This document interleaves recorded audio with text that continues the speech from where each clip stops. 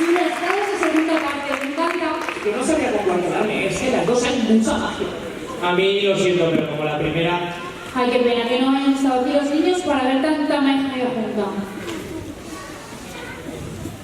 Es que la verdad es que en Navidad es la época más mágica del año. Pues sí, la verdad es que estamos muy tranquilos sin ellos, pero les echamos un poco de menos, ¿no? Tengo una idea. Podríamos hacer un conjuro para darles un ratito y así compartir con ellos y ellas esta magia. Claro. Pues sí. ¿Os parece bien? Sí, claro. Sí. Venga, chicos. Vale.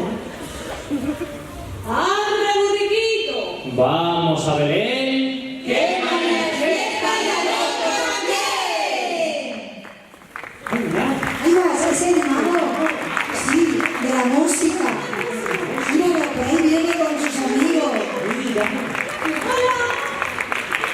Nuestros alumnos, hombre. ¿Cuántos años de